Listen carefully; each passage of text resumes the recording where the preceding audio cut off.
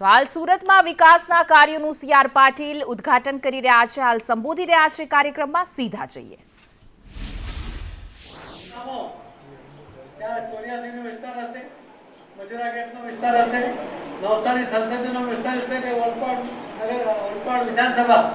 એના વિસ્તારના તમામ ગામોમાં વડોદરાની ઇન્ડસ્ટ્રી, કાગેસરાની ઇન્ડસ્ટ્રી, સચિનની ઇન્ડસ્ટ્રી, હજીરાની ઇન્ડસ્ટ્રી, આ બધાય ભેગા થઈને આ ગામો દત્તક લઈને એની ગઈકાલે પણ મીટિંગ થઈ છે અને એમણે પોતાના પૈસાથી એ લોકો આ ગામોનું રેન વોટર હાર્વેસ્ટિંગનું કામ કરવાના છે.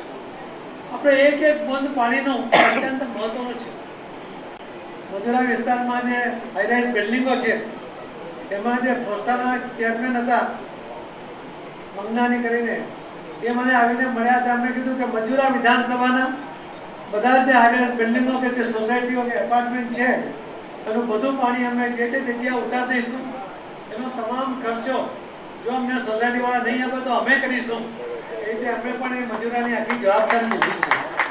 અને આપ સૌને પણ કેવું છે કે આપનું ઘર 14x45 નું પણ ઘર હશે અને આખા વરસાદના સિઝનની અંદર ફક્ત 100 mm પણ વરસાદ પડશે તો આ 100 મિલીમીટર વરસાદને કારણે જે પાણી આવશે જો તમે સીધું બોરમાં ઉતારો અથવા તો તમે જે બીજા ડિઝાઇન છે એ ડિઝાઇનના આધારે જો પાણી અંદર ઉતારો બેરલ લગાવીને તો લગભગ 1 લાખ લીટર પાણી આ 100 mm વરસાદને કારણે જમીનમાં ઉતરે છે. આજે મંત્રાલય દ્વારા ઇન્ટરનેશનલ નોર્મ છે કે લગભગ 100 લીટર પાણી એક વ્યક્તિને રોજનું આપવામાં આવે છે. ગામડાઓમાં 55 લીટર, કોઈ જગ્યાએ 75 લીટર આપવામાં આવે છે.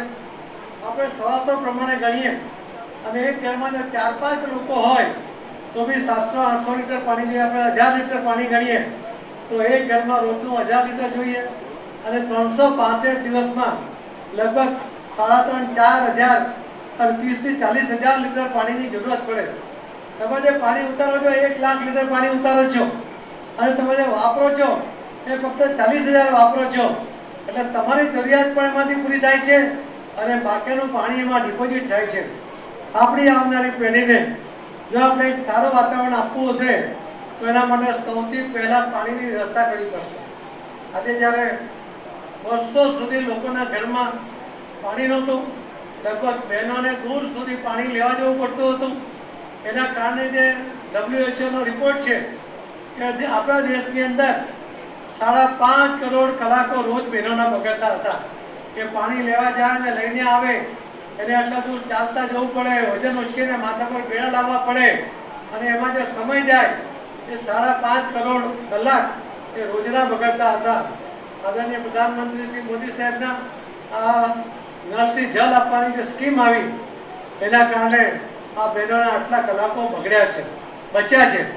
એમને જે મહેનત કરવી પડતી હતી એ મહેનતનો પણ એમાંથી એનો બચાવ થયો છે. અને એટલા જ માટે આપણે આવી યોજનાને વધુ સફળ બનાવવા માટે કદાચ કોઈ જગ્યાએ બોર ફેલ થઈ ગયો હોય, શહેરોમાં તો આ પ્રોબ્લેમ નથી, પરંતુ ગ્રાઉન્ડ વોટર કે સરફેસ વોટરમાં કોઈ જગ્યાએ કમી આવવાને કારણે પણ કોઈને કોઈ નાના મોટા ગામમાં પ્રોબ્લેમ હોય એને પણ અમે શોર્ટ આઉટ કરી રહ્યા છીએ. આપણે બધાએ મળીને આ કેચ ધ રેન, વરસાદનું પાણી જમીનમાં જ જાય, કેમ કે બીજું પાણી આવતું નથી અને આ પાણી માટે પૈસા ખર્ચ કરવા પડતા નથી. કોઈને વહી જવા ના દેવાય એટલે જમીનમાં જે તે જગ્યાએ ઉતારવું જ પડે.